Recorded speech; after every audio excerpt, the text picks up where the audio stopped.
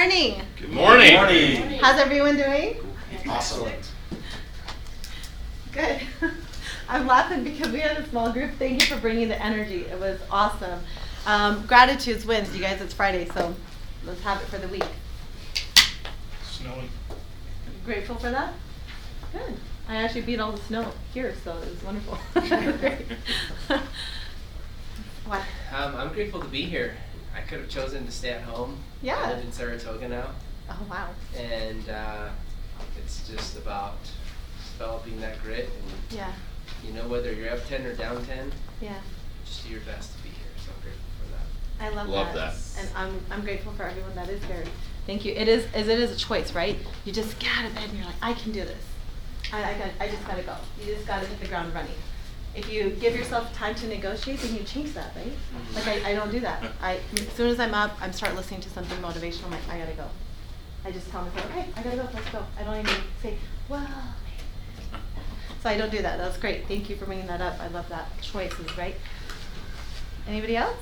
Gratitude? Wins?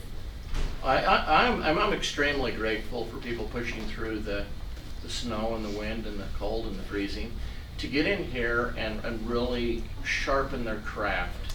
It honestly gives me something to do.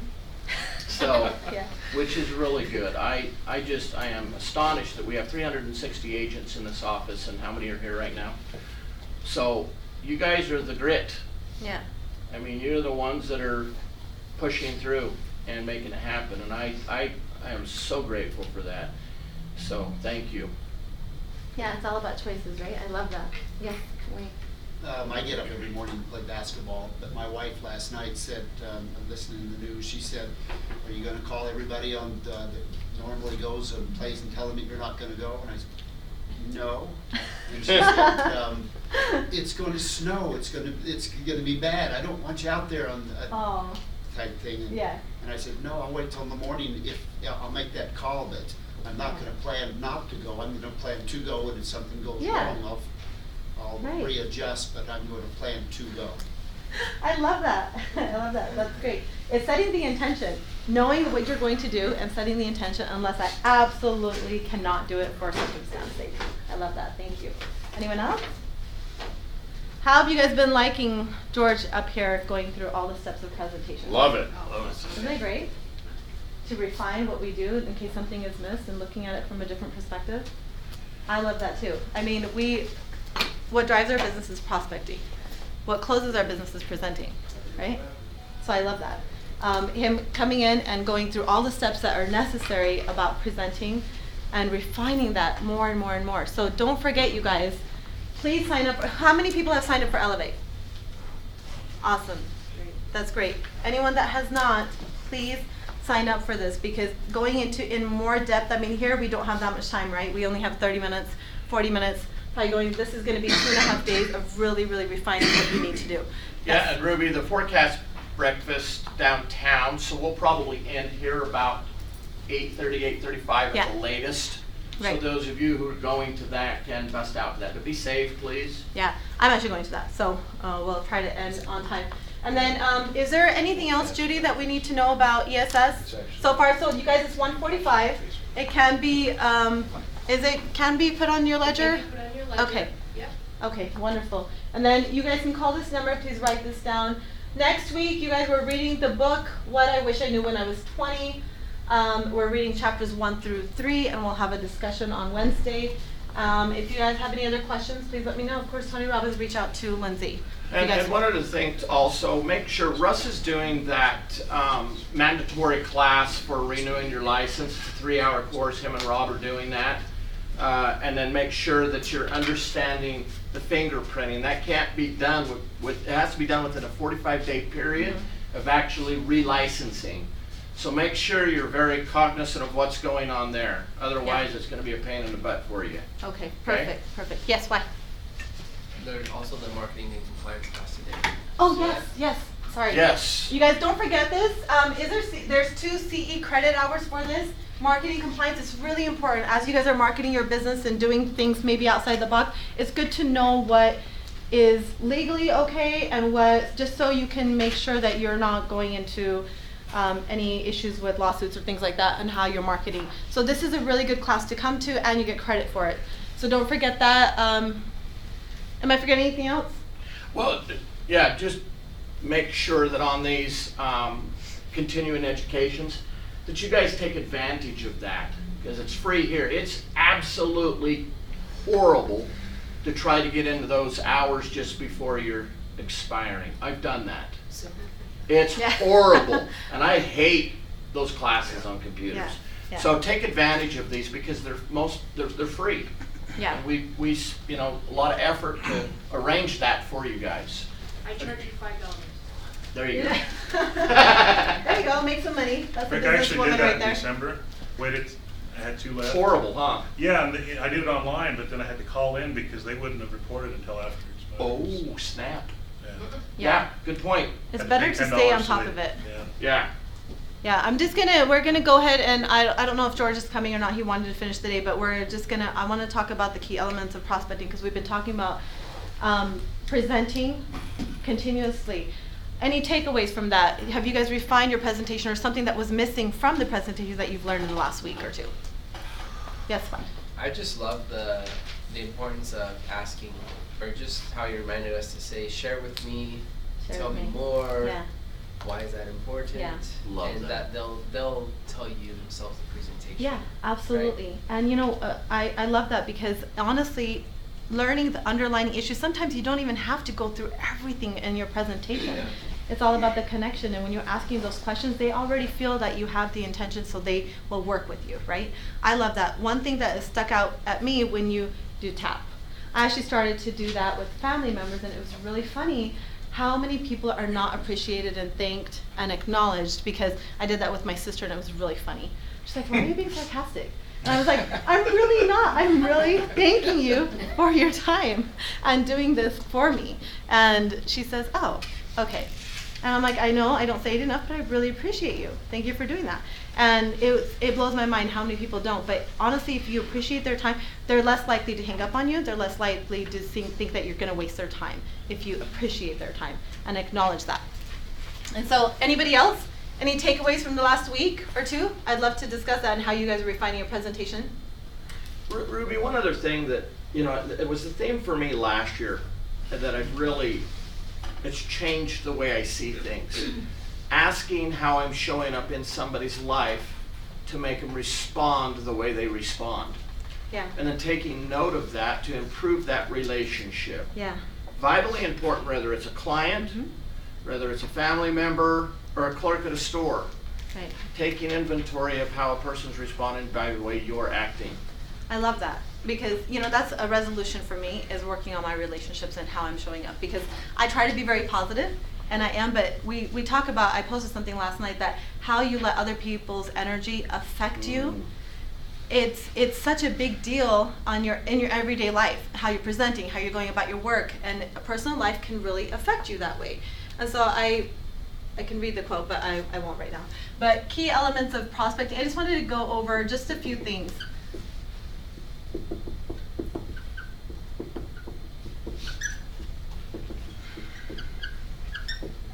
Are we just presenting when we're in front of them? No.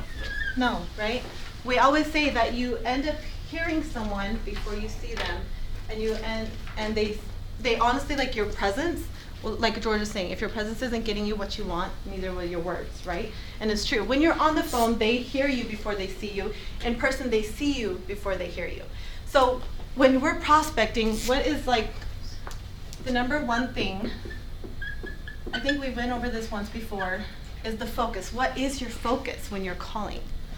Is your focus intention of helping them?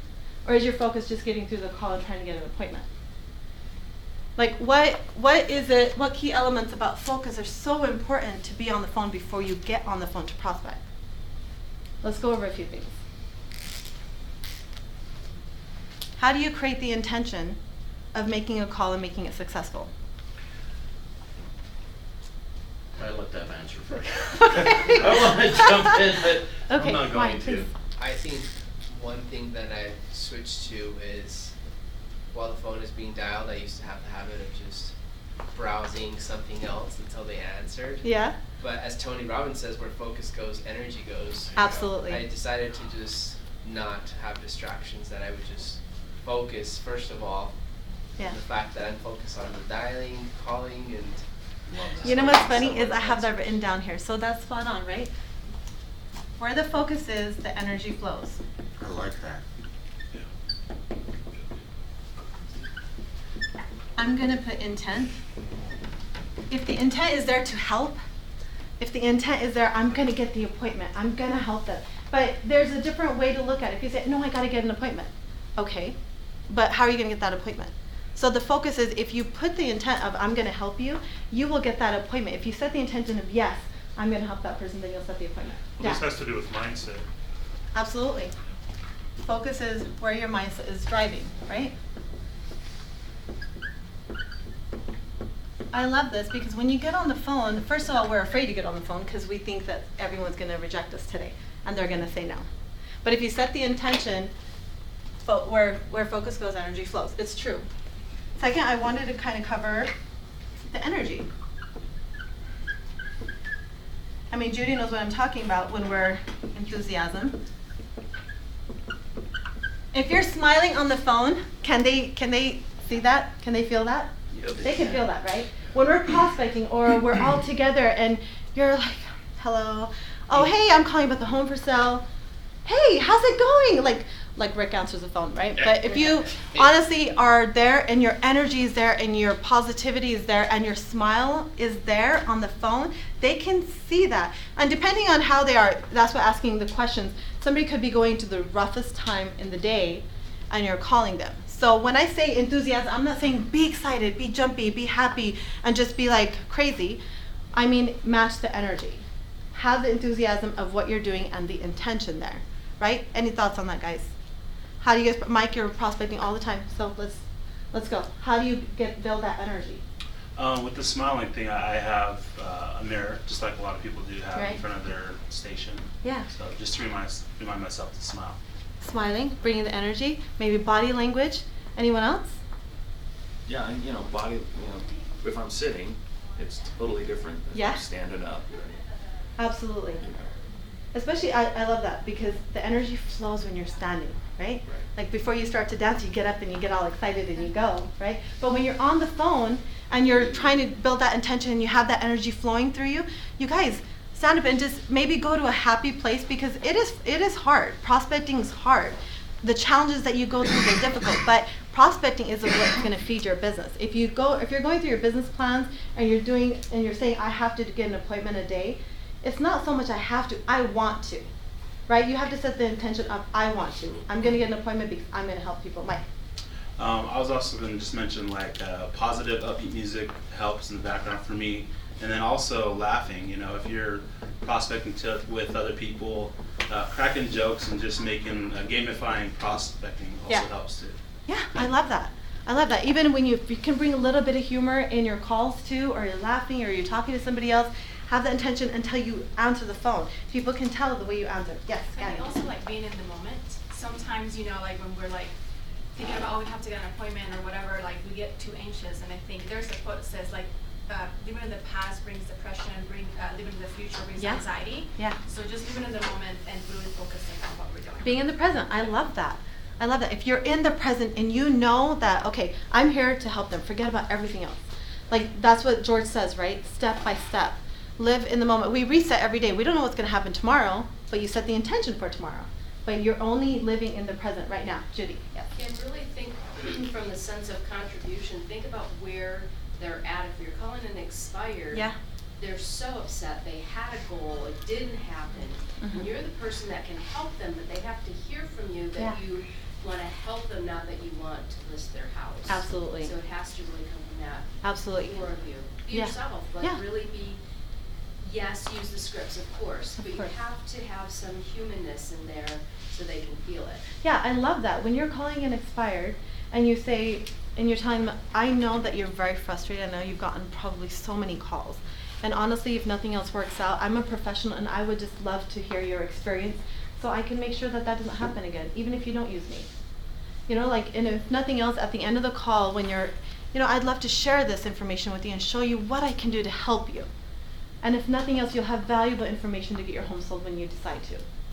You know, leaving that little intention and say, you know, if you have any other questions or if you have anything else, here's my phone number, give me a call. I'd love to help you. If that call is not going well, just leave the intention of I can help you.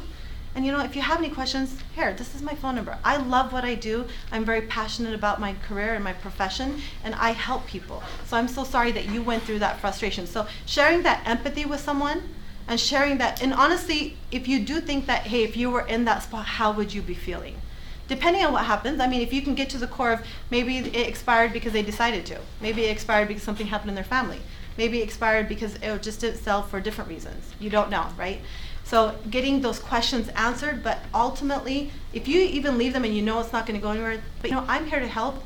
Here's my phone number. If you have any questions, call me. Do you think they're going to call you or they're going to call agents that they don't know? They'll probably call you back, you know, if they decide to list or they decide to help. So the intention, having that enthusiasm of wanting to help. I'm not saying let's go crazy because I say smile and have the energy, but honestly, it's just about mirroring and matching and knowing how to ask the next question. Of course, you guys already brought this up, but this was going to be my third one. Just smile, stand up. When you're prospecting, honestly, we are always presenting when we're sitting. So it's really important to practice when you're sitting down as well. Like when we do role plays or we're doing presentations, like when we do role plays, it's good to stand up. When you're doing script practice, it's good to stand up because the energy flows and it comes out in your voice and it comes out with more enthusiasm. But when you're presenting, are you presenting standing up? No, right? So what is that practice? The practice if you can record yourself while you're sitting and you see your energy, shoulders back, if you're slouched down and you're doing, you know, body language can say a lot about how much authority and how much confidence you have in your presentation and how much you know. You know, mirroring and matching, I mean, if they're really like, how can you shift their energy if you're in front of them? John. So I've been reading a book called The Influencer. The Influencer. And there was a study done. They took a large group of people and asked them how they felt, what their state was. Yeah. And they took one person that was very positive, very upbeat, very happy. Yeah. And two people that may have been depressed or had anxiety. Right. Put them in the same room and they were not to talk or to move, just sit there. Yeah. And afterwards, they took them out and had them answer the same questions. And every single time, the person that was depressed or unhappy had a higher state of being from being in the room with the person for 2 minutes. 2 minutes. And so what this book talks about is that if you were very positive and smile, happy, very upbeat, the other person will be affected by that. And that's why and he talks about how this gentleman by the name of Tom Dow, who's a high-level salesman in his industry, he may have 15 ways to answer a question. Absolutely. And anyone can memorize that. Yeah. But the reason he is so freaking effective is because of how much he laughs, how much he smiles. Right. And so those who come to meet with him, yeah, he may know the right things to say, but the people buy it because of how they feel around it. Absolutely, it's the energy. It's contagious, you guys. Now, like, why, if I'm coming up to you and I'm not smiling, or I'm like, hey, why, how's it going? You're gonna be like, she's doing really hard, she's passing time. Like, you know, I try to smile a lot, but there's sometimes, if there's an elevation in my body language, because I'm usually very positive, instantly people can notice, like, are you okay? Like, what's going on? You seem I mean, he laughs because he knows. But honestly, like, when you're on the phone or you're in person or you're presenting, when you're shaking someone's hand and you say, hey, hi Mike, how are you doing? thank you for having me over. But can you imagine if I'm just like, hey Mike, how's it going? Hey, it was so nice talking to you over the phone. Thank you so much for having me over. I'm excited to get things going. Right? Better. Much better. It shifts in your body language, and they are attracted to your energy. So if you have a negative energy going into the presentation, how are you going to change any situation? What if they already have that negative energy? What if they said, oh, I don't know if I want to list. Oh, I have to pay commission. Oh, I don't know. Maybe we should do it. There's so many ifs there, but you can take that risk away from them. And you can take that doubt away from them just in your body language. And it starts with prospecting. Yes, Mike? I just wanted to share a quote. I think it's Zig Please. Ziglar. Yeah. Timid salesmen have skinny children. And it's kind of like, Yeah.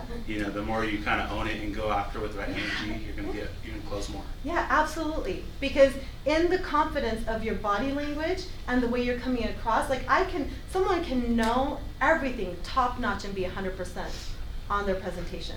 But someone will sign with someone because of their energy, because of the way they feel with them. And the way your intention comes across on how you're trying to help them, it will really move them in a different way, and they will always use you. They will always choose you. Fourth, honestly, qualifying questions. I mean, we've been going through this. We were talking about this in role play today. The yes and no questions are great to know. Are they going to list themselves? No. Maybe. Okay, well that's great. You want yes and no questions on that, because then you can lead into how your presentation is going to go. But asking qualifying questions to someone and just saying, what were you talking about, the sound bites, you can only do that if you're asking the questions and clearing the doubt that they have for any reason. Like if you come across and you're saying, oh, okay, well you want to move to Draper, share with me, what's more important about Draper? Oh, they could be hating going there. They could probably be like, I don't want to go to Draper. But it's the elevation in the voice when they answer. It's like, oh, I have to move to Draper. Oh yeah, we have to move to Draper. Oh, okay, so what's taking you to Draper? Instead of saying, oh, that's exciting, they could probably hate moving to Draper, or hate moving to Salt Lake, or California. Oh, California, it's beautiful over there. Like we were talking about that this morning. Never assume, right? You have to ask more questions in order to say that. Now, if somebody says, we're moving to California, oh, okay, so what's taking you to California? That's a better question than saying, oh, that's awesome, that's great. They could be hating it there. There could be different reasons to go there, right? So it's funny, sorry, we're almost out of time, so I just wanted to go over this. And then, of course, the empathy. Don't forget to show empathy in any scenario. I know that when they're excited, you want to match their energy and you want to repeat and affirm and do that, but don't forget to show the empathy. That actually puts you in their shoes, if you're able to. If you leave that out, they're going to be like, what does George say? If you're a jerk, you're going to be a qualified jerk. You know, not going to be. If you have the empathy, no matter how scripted you are, sometimes just adding those questions in there, but owning your own presentation and knowing what flows the most. I mean, George, we've been going through this for 2 weeks almost. So refining your presentation, but also owning it with your own body language, with your energy, knowing how to ask the questions. And honestly, just the qualifying questions, pre-qualify everything, not just for listings, but for buyers. You know what? Buyers' presentations, it's so funny when people don't sign buyer-broker agreements. It's because they don't see the value and they're scared to sign something with an agent that's going to tie them in because they're not sure they want to work with you. Bottom line. That's just it. I know that we talk about this with agents, and through the years, it's happened where I want to take them out. I'll show them a few houses, and they're like, oh no, we changed our mind. We're not going to go yet. And then you find out 3 weeks later they bought a house or they signed with someone else. It's all because they don't want to work with you, and there's a reason there. So make sure you are asking those questions and asking those, I don't know, those value minutes. When you have a meeting set up with them, first things first, have they been pre-qualified? If you need to meet them at the lender's office, do that instead of meeting them to show them properties first. Saying, have you been pre-qualified? No, I haven't. Okay, how about we have our first meeting at the lender's office? I'd love to sit down with you and show you what I do to help you buy a home. And then that way a lender can see what loan fits best your situation and what you want to look forward to. Okay, that's great. So isn't that a greater scenario? And honestly, a buyer's presentation is how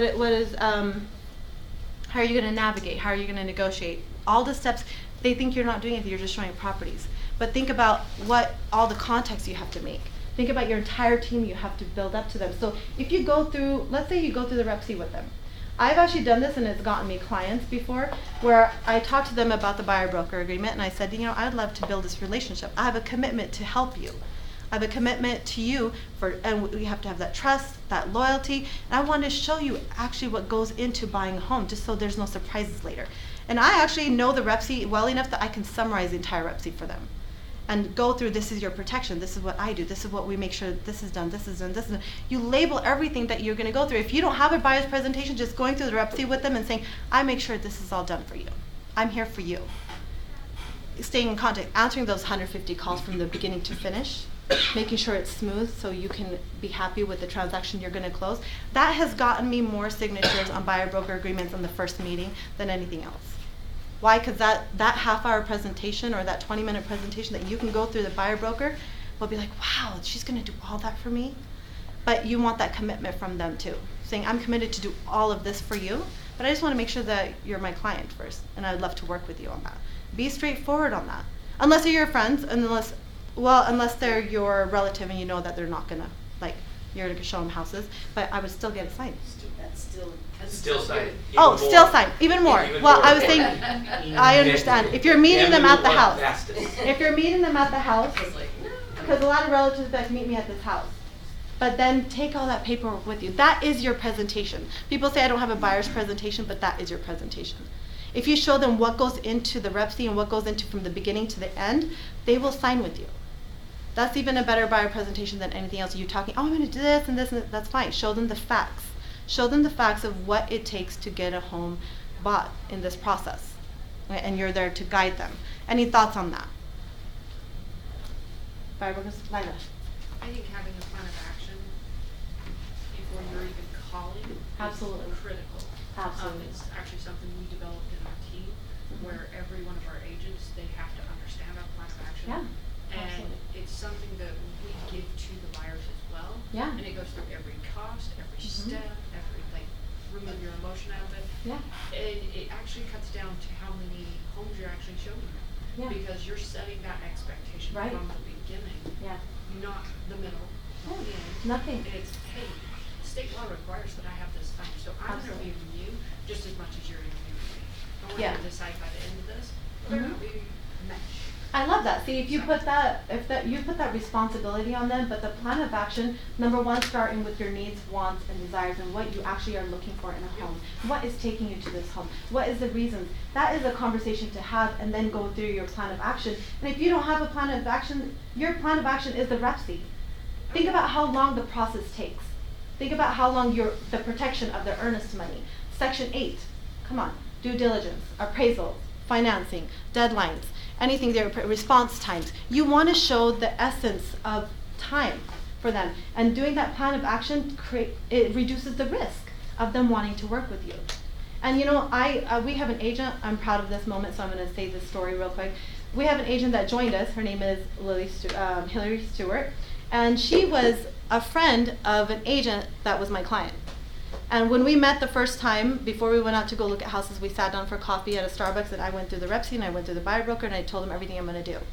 And her friend went to the restroom and I was sitting with her. She's like, you know, I'm getting my real estate license. I'm like, okay, why aren't you at Century 21? And immediately I was thinking, right?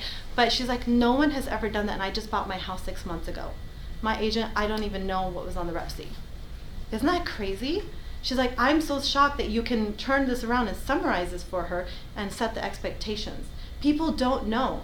So people automatically think you're just listing homes, you're just marketing it, you're just going to show them some properties, but they don't know what goes into it. For us, they're simple things because that's what we do. But for a client, when you show the significance of everything that goes into it, a transaction, they're like blown away. Like, wow, okay, I do want to use it, because you're kind of like a human shield for them.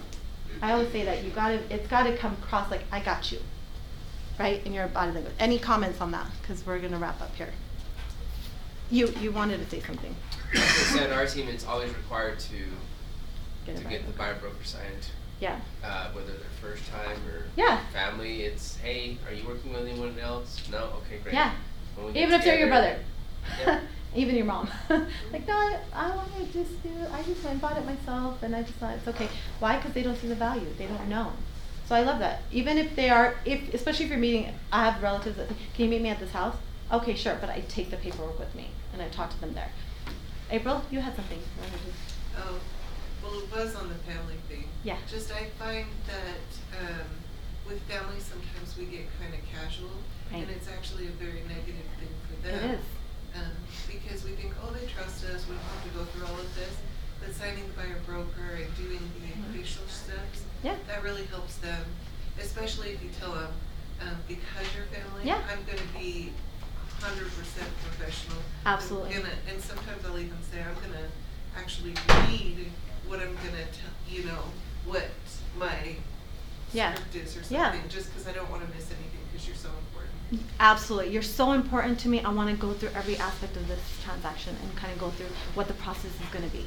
I've had relatives be like, can you just meet me at the house? Sure. But then we sit at the house if we have time, if it's vacant. If not, then we'll go back to the house and say, look, this is what we need to go through. And so that's the only thing I do with relatives, and I'm a stickler for that. You have to build your standards, right? Especially, I had an agent that was really upset that they lost a buyer broker after she spent 2 weeks with them. And I said, why? You believe in yourself, right? You set the standard of you're going to get this signed, and now you have it that it's kind of a legal thing now, saying that I can't take you through. It's almost like trespassing if we don't have a clientele, if we don't have a relationship built.